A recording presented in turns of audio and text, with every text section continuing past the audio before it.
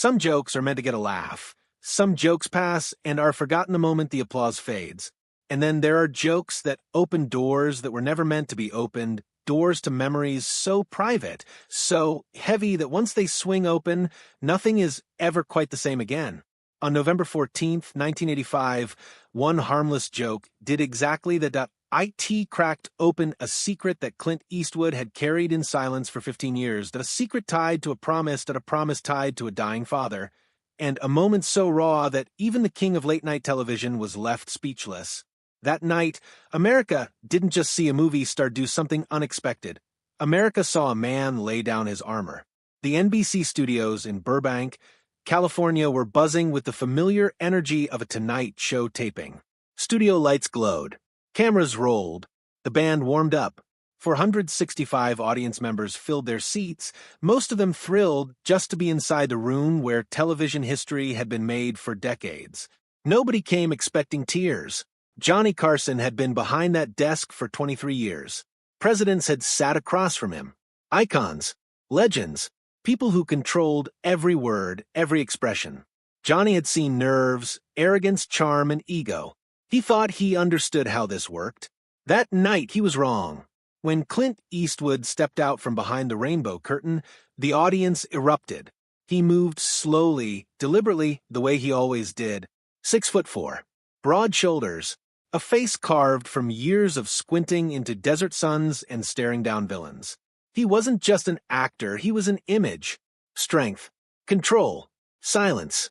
This was the man who made entire theaters go quiet without saying a word. What most people watching didn't know was that Clint and Johnny weren't just host and guest. They were friends. For nearly 20 years. Golf games in Malibu. Long dinners away from cameras. Conversations that never made it to air. The interview began exactly as expected. Clint was there to promote his new film, Pale Rider. Stories flowed easily. The audience laughed at Clint's dry humor. Everything felt safe, familiar, comfortable. 15 minutes in, Johnny leaned forward with that familiar glint in his eye. The look that said a joke was coming. "You know, Clint," Johnny said, smiling, "you've always been known as the strong, silent type." The audience chuckled. Johnny continued, referencing the roles that had made Clint legendary. The Man with No Name, Dirty Harry, cowboys who spoke more with their stare than their mouths. Then Johnny paused. "I've heard some interesting rumors over the years," he said casually. "Hidden talents. Things you don't talk about." Clint raised an eyebrow.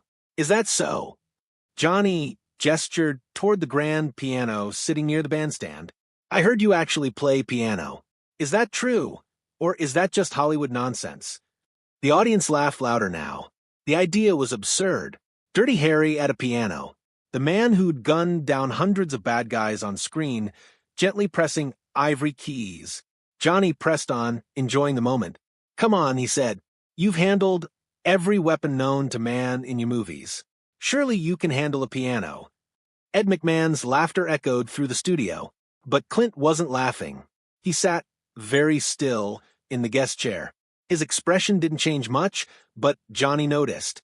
After decades of reading people, he felt it instantly. The energy had shifted. Clint looked down at his hands. Large hands, steady hands, hands that had built a legend, hands that now hesitated. The laughter began to fade. 3 seconds past 0.5 seconds. On television, silence is deafening. Johnny started to backpedal. "Hey, I'm just kidding around, Clint. You don't have to." "Actually, Johnny," Clint said quietly. There was something in his voice. Something heavy. "I think I will." Johnny blinked. "Wait, you're serious?" Clint stood up. The audience murmured, confused. He walked toward the piano, his boots echoing softly against the stage floor.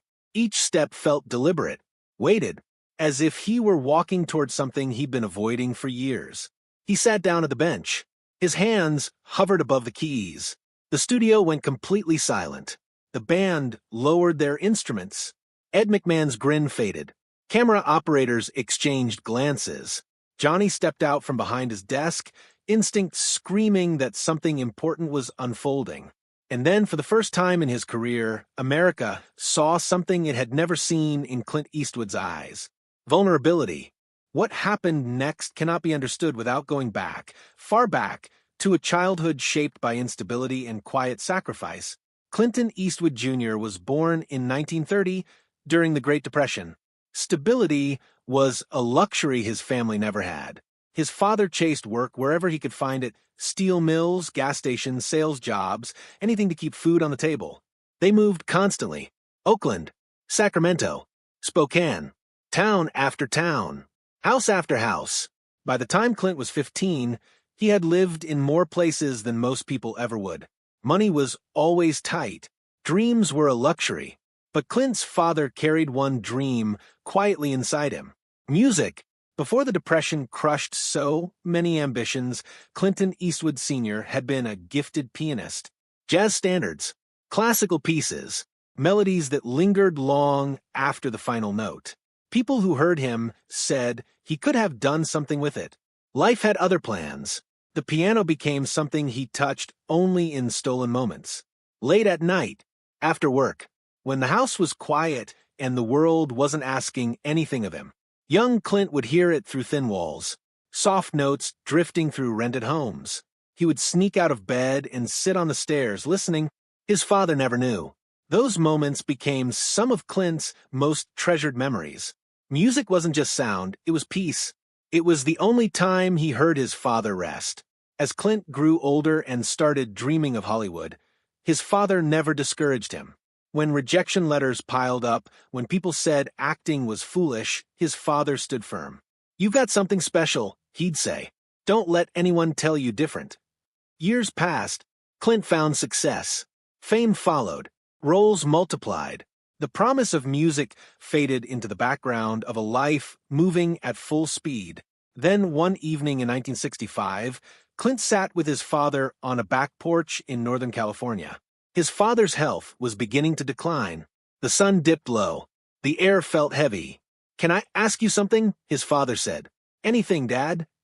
One day, he said quietly, "When a movie's slowed down, will you learn to play piano?" Clint smiled. "Sure, Dad. One day." It was the kind of promise sons make easily, without understanding how much weight it carries. 5 years later, Clint got the phone call. His father had suffered a massive heart attack.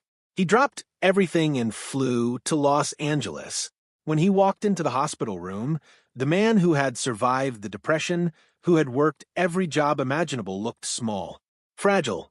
Clint stayed by his side for 3 days. On the second night, when it was just the two of them, his father squeezed his hand. "Do you remember what you promised me?" The memory hit Clint like a freight train. His father smiled weakly. "It's okay, son. You've done enough." But it wasn't okay. That night, Clint made calls. He found a piano, had it brought into a private room at the hospital. Nurses thought he was crazy. He didn't care.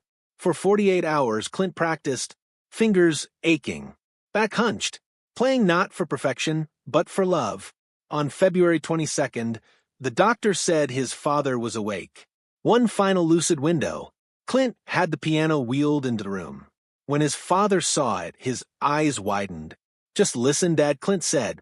His hands trembled as he played Misty, his father's favorite song. The notes weren't perfect, but they didn't need to be. His father cried. "You remembered," he whispered. 2 days later, he was gone. Clint never played that song again. Not until Johnny Carson made a joke. Back on that stage, Clint's fingers touched the keys. The first notes of Misty filled the studio, but this wasn't a performance. It was a conversation with someone who wasn't there anymore. Johnny stood frozen. Tears streamed down his face. The audience didn't move. When the final note faded, silence held the room. Then a standing ovation.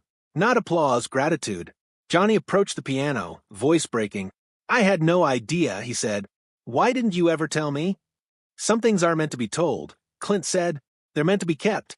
That moment changed everything. Donations poured in.